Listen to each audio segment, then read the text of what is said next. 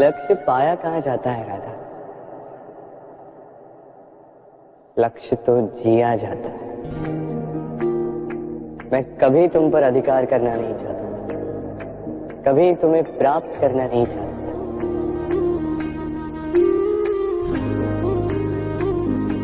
क्योंकि प्रेम भी लक्ष्य की ही भांति पाया नहीं, जिया जाता है। पानी और खोने का उपक्रम व्यापारी का होता है, पुजारी का नहीं। और तुम मेरे लिए पूजा हो रहा था, मेरी आराधना। प्रीत हो मनमीत हो राधे, मेरी मनमीत हो। नदी का जल मीठा होता है क्योंकि वो सबको जल देती है।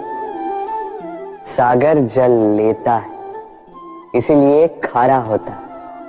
और नाला, उसका बहना रुक जाता है और इसी कारण से वो दुर्गंधपूर्ण हो जाता है, किसी काम का नहीं रहता। हमारे जीवन में भी कुछ ऐसा ही होता है।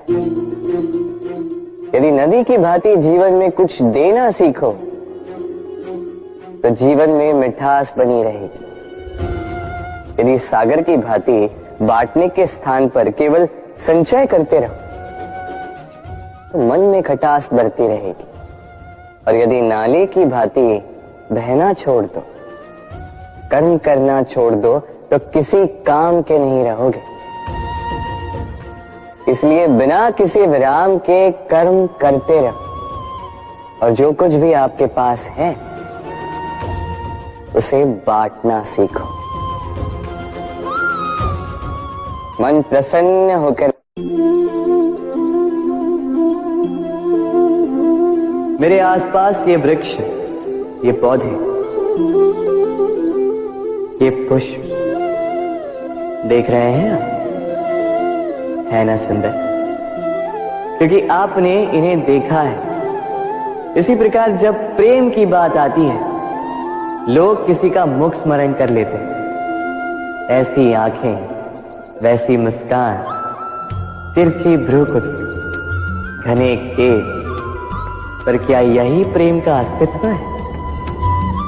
नहीं, ये उस शरीर का अस्तित्व है जिसे हमारी आंखों ने देखा और हमने स्वीकार कर लिया। परंतु प्रेम भिन्न है। प्रेम उस वायु की भांति है जो हमें दिखाई नहीं देता, किंतु वही हमें जीवन देता है। संसार किसी स्त्री को कुरूप कह सकता है क्योंकि वो उसे अपनी तन की आंखों से देखता है, परंतु संतान उसी माता को संसार में सबसे सुंदर समझती है, क्योंकि वो भाव से जुड़ी।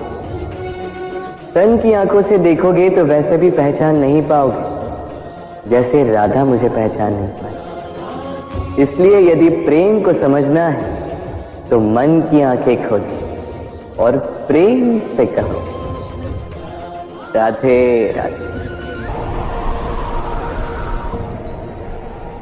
जब भी प्रेम की बात आती है, हम सबसे पहले मन में एक नायक और एक नायिका का चित्रण कर लेते हैं।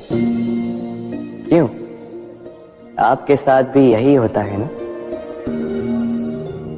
पर क्या प्रेम केवल नायक नायिका के आकर्षण का बंधन है? नहीं, प्रेम तो परिवार से हो सकता है, माता पिता भाई बहन से हो सकता है, सखा मित्रों से हो सकता है, देश और जन्मभूमि के लिए हो सकता है, मानवता के लिए हो सकता है, किसी कला के लिए हो सकता है, इस प्रकृति के लिए हो सकता है। पर प्रेम कभी उस पन्ने पर लिखा ही नहीं जा सकता जिस पर पहले ही बहुत कुछ लिखा हो।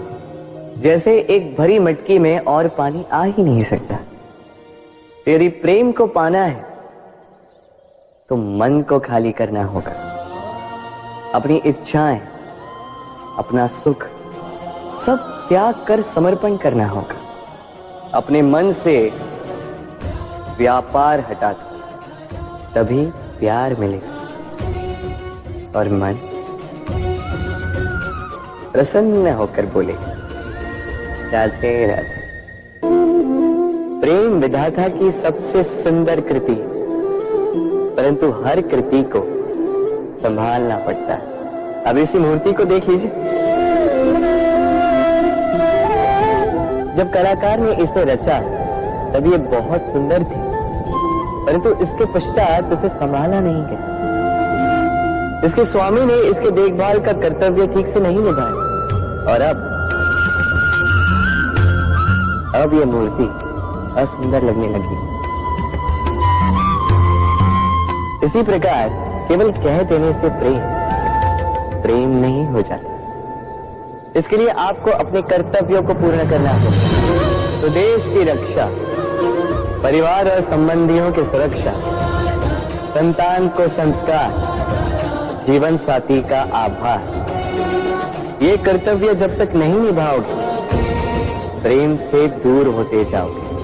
तो यदि प्रेम का अमृत पाना है तो कर्तव्य की अंजलि बनानी होगी और मन से कहना होगा,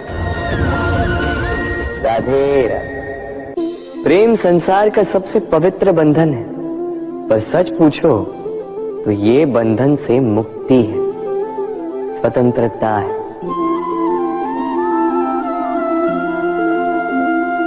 नहीं समझे? समझाता हूं। यदि कोई आपका प्रेम ठुकरा दे, यदि कोई आपका प्रेम समझ ही ना पाए तो क्या होगा? कुछ उदास हो जाएंगे, कुछ छल करके प्रेम पाना चाहेंगे, तो कुछ बलपूर्वक प्रेम पर अधिकार करना चाहेंगे।